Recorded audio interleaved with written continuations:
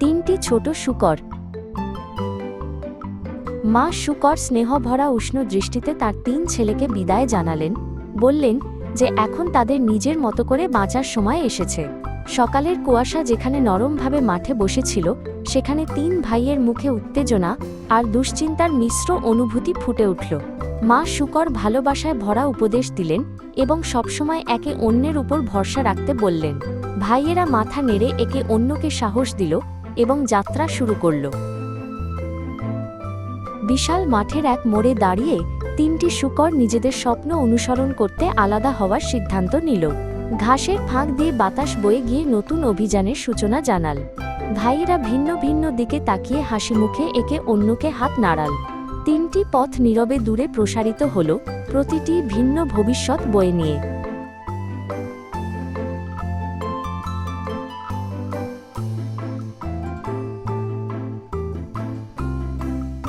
প্রথম শূকর রাস্তার পাশে নরম খড়ের একটি বড় স্তূপ খুঁজে পেল। সে আনন্দিত হল, ভাবল খুব সহজ আর দ্রুত একটি ঘর বানানো যাবে। তার বিশ্বাস ছিল মুহূর্তের আরাম শক্তির চেয়ে বেশি গুরুত্বপূর্ণ। তাই সে তাড়াহুড়ো করে খড় দিয়ে ঘর বানানোর সিদ্ধান্ত নিল।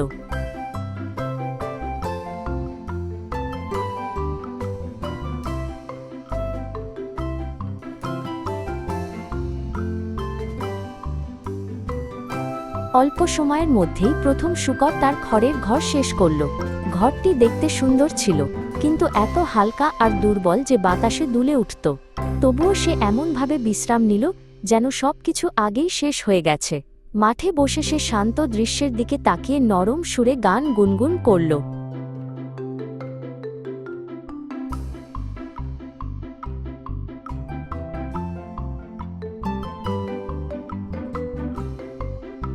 দ্বিতীয় শূকর রাস্তার ধারে শক্তপোক্ত দেখানো কাঠের স্তূপ খুঁজে পেল।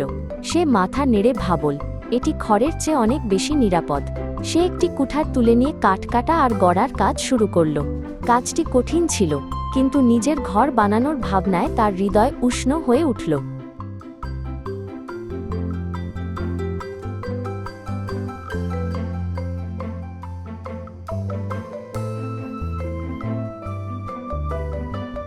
দ্বিতীয় শূকর যত্ন করে কাঠ সাজিয়ে শেষ পর্যন্ত তার ঘর সম্পন্ন করল।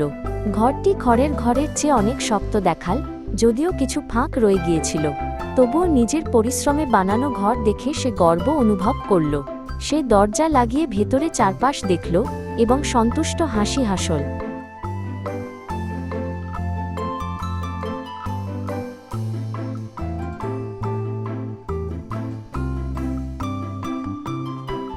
তৃতীয় শূকর বিশ্বাস করত যে ইটই সবচেয়ে নিরাপদ উপকরণ। সে ধীরে ধীরে কাগজে রেখা টেনে ঘরের গঠন পরিকল্পনা করল। সময় অনেক লাগবে, কিন্তু তার বিশ্বাস ছিল এই ঘর বহু বছর তাকে রক্ষা করবে।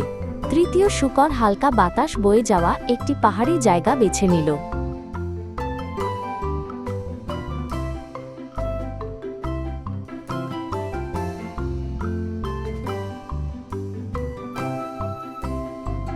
তৃতীয় শূকর একে একে ইট বহন করে প্রথমে শক্ত ভিত্তি তৈরি করল।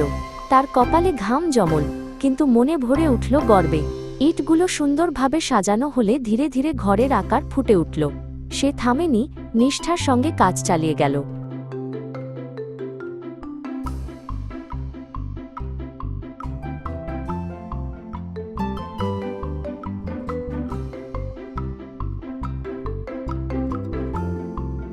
অবশেষে পাহাড়ের ওপর শক্ত ইটের ঘরটি মাথা তুলে দাঁড়াল। লাল ইট সবুজ মাঠের সঙ্গে সুন্দরভাবে মিশে গেল। তৃতীয় শূকর অনুভব করল তার দীর্ঘ পরিশ্রম বৃথা যায়নি।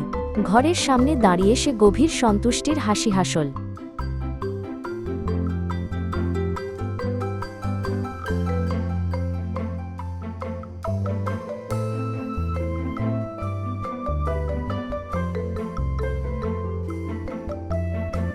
একদিন বন থেকে নীরবে একটি সন্দেহজনক উপস্থিতি এগিয়ে এল। একটি বড় নেকড়ে বাতাস শুঁকে শূকরদের ঘরের গন্ধ পেল। ক্ষুধার্ত শিকারীর মতো তার চোখ ঝলসে উঠল। মাঠ শান্ত ছিল, কিন্তু অদৃশ্য বিপদ ধীরে ধীরে কাছে আসছিল।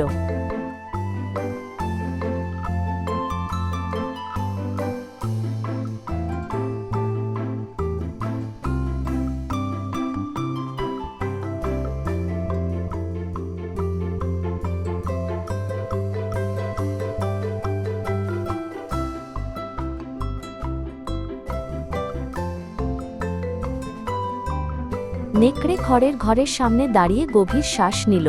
একটি শক্তিশালী ফুঁয়ে ঘরটি আকাশে ছড়িয়ে পড়ল।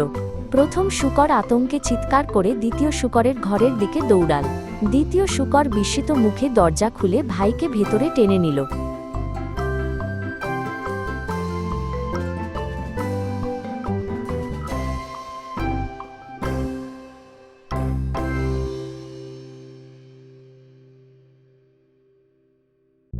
নেকড়ে আবার কাঠের ঘরের সামনে দাঁড়িয়ে গভীর শ্বাস নিল। প্রচণ্ড বাতাসে ঘরটি কেঁপে উঠে শেষ পর্যন্ত ভেঙে পড়ল। প্রথম ও দ্বিতীয় শূকর ভয়ে পাহাড়ের ইটের ঘরের দিকে ছুটে গেল। তাদের দেখে তৃতীয় শূকর দ্রুত দরজা খুলে দিল।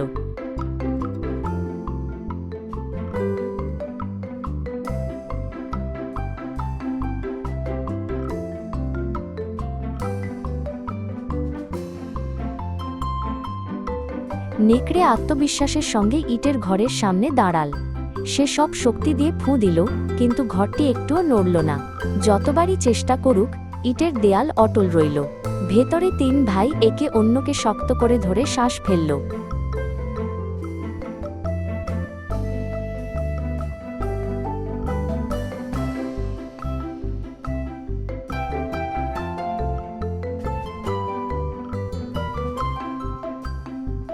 শক্তি কাজে না আসায় নেকড়ে ধীরে ধীরে চারপাশ দেখল।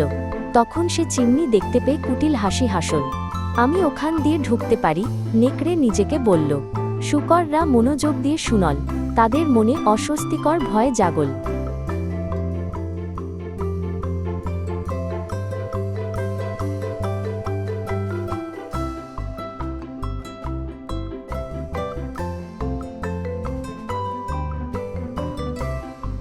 তৃতীয় শূকর নেকড়ের পরিকল্পনা বুঝে ফেলল।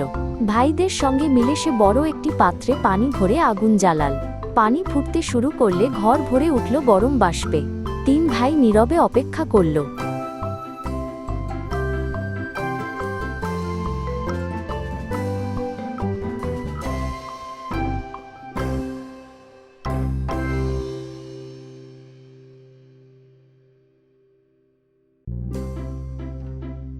নেকড়ে চিমনি দিয়ে নামতে গিয়ে গরম বাষ্পে চমকে উঠল। সে চিৎকার করে বাইরে লাফ দিল। ভীত নেকড়ে বনের দিকে ছুটে পালাল, যেন আর কখনো ফিরে আসবে না। আবারও মাঠে শান্তি ফিরে এল।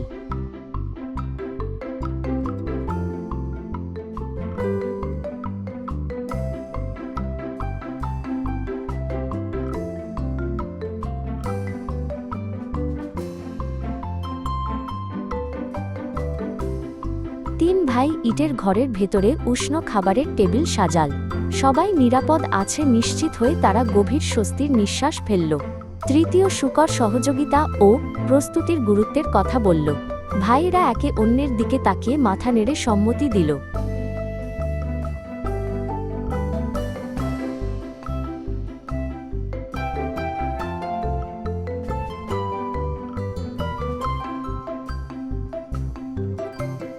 তিন ভাই ইটের ঘরে একসঙ্গে থাকার প্রতিশ্রুতি দিল।